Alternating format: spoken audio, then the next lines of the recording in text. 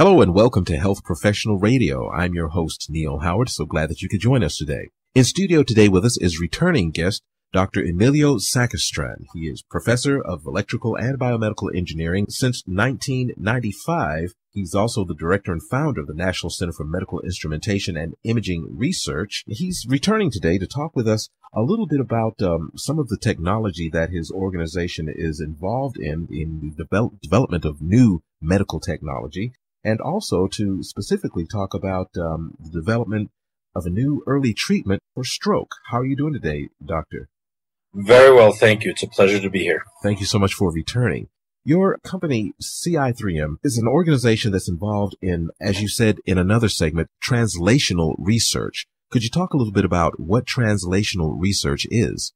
Well, we're trying to enable the work that's being done in the lab to be transferred to industry, to the clinical setting, to the hospitals, to the regulatory bodies, so that it can be actually implemented in clinical practice. It's a convoluted path that technologists have to travel in order to get from the lab to the clinical setting.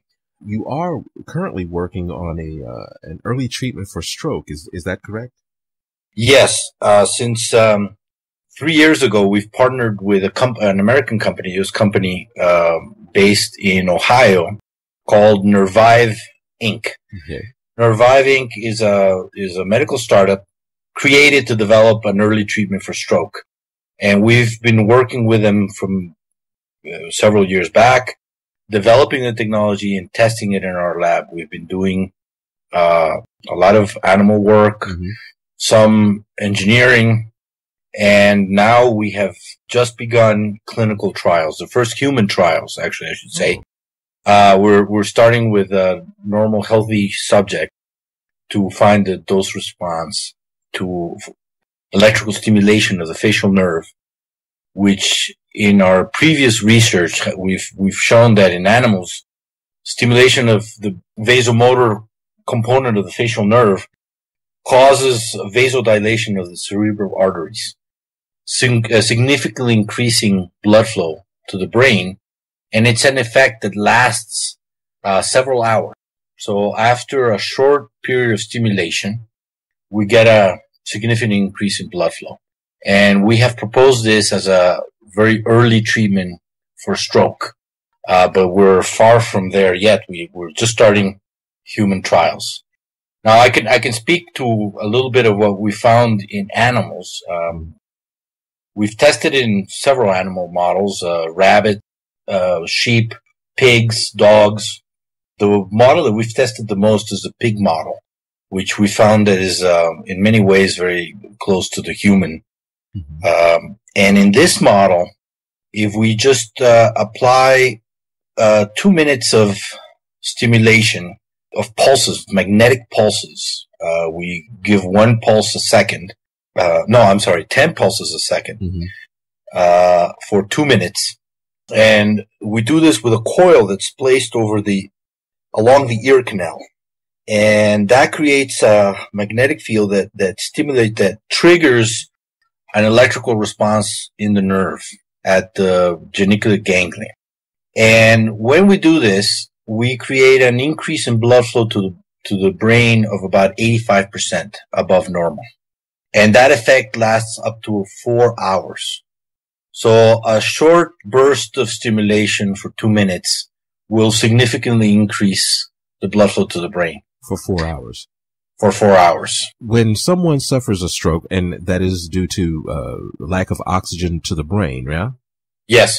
Now, how soon after a stroke would this early treatment be appropriate once it is perfected and trialed?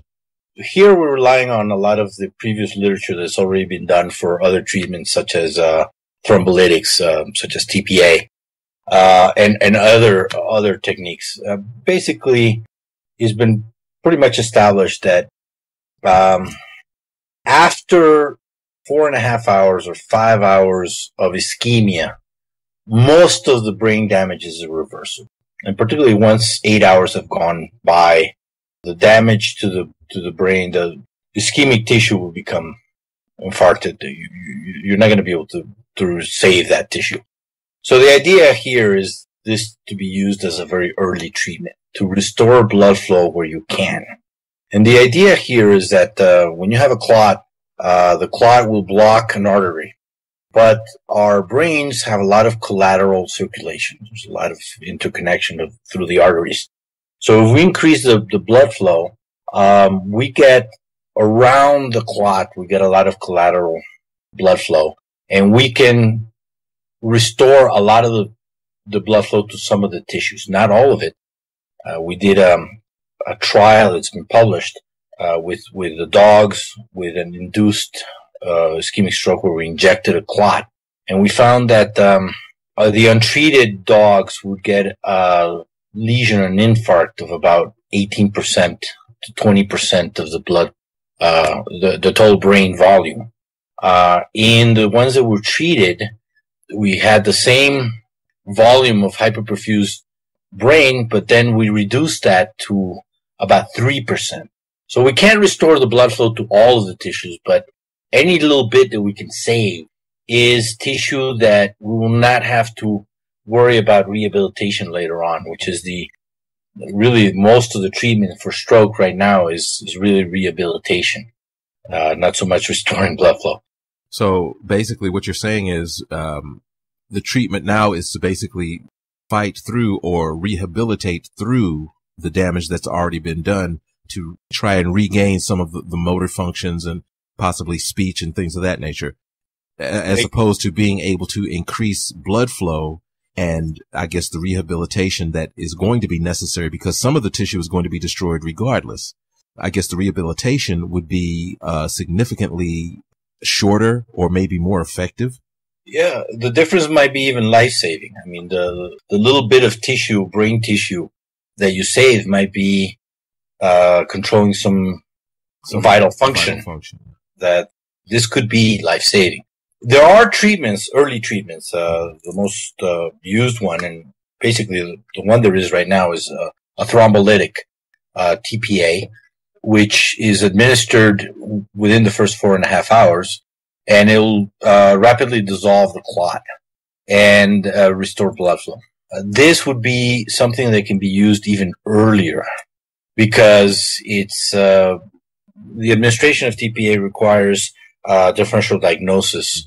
You need to have the patient undergo imaging, either a MRI or a CAT scan, to determine that it's ischemic stroke and not hemorrhagic stroke. TPA can be very dangerous for hemorrhagic stroke patients because it'll restart bleeding.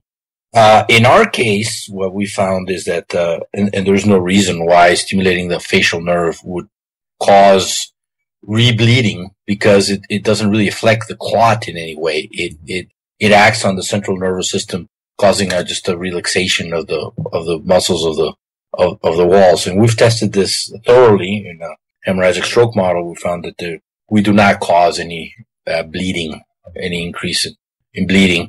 So it would be safe in that sense. Of course, we need to do more research in humans to show this before this would be accepted for clinical use. But certainly all the research that we've done to date confirms what we would think about this, the method of action, which is that there's no reason why you would think that this would be dangerous. In patients who have suffered a stroke, who are conscious and can still communicate, as opposed to those who are borderline unresponsive, how significant would the treatment be?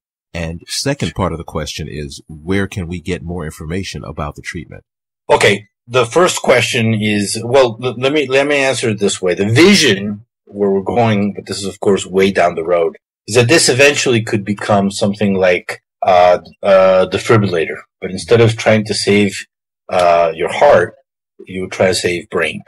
And of course, the key here is to apply it as quickly as possible. As soon as symptoms become evident that this is a form of stroke, to stimulate. This could be done possibly in an ambulance or first responder, which will just buy you time to get to the hospital and then get any other treatment that may be available. One of the big problems that we have with stroke is that a lot of patients, by the time they get to the hospital, it's too late. The damage is irreversible.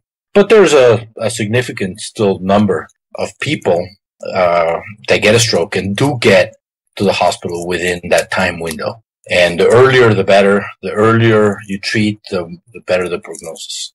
As far as information, well, right now we're still in early stages. We've concluded years of animal research. We're still going to do more animal research. In fact, we're undergoing some more trials in animals right now. We're publishing this in the literature, and if anybody wants to read up on this, if you look up, do a literature search on stroke and on magnetic stimulation of the facial nerve, all of our publications will show up. Certainly, once we get, and we're already taking the first steps to do a multi-center trial in the U.S. and in Mexico, and possibly in Europe, beginning mid-2016. So there will be more information on the web, but of course we don't have that yet. So we haven't started yet. So we're laying the groundwork with the regulatory bodies to allow us to do this trial. Very exciting possibilities. You've been listening to Health Professional Radio. I'm your host, Neil Howard. We've been in studio today talking with Dr. Emilio Sacristan, Professor of Electrical and Biomedical Engineering, and also Director and Founder of the National Center for Medical Instrumentation and Imaging Research in Mexico. And we've been here discussing some new technology that he and his organization are involved in that centers on the early treatment of stroke and the development also of different technologies as well. It's been great talking with you today, Doctor. Thank you very much, Neil. It's been a pleasure. Thank you. Transcripts and audio of this program are available at healthprofessionalradio.com.au and also at hpr.fm. And you can subscribe to our podcast on iTunes.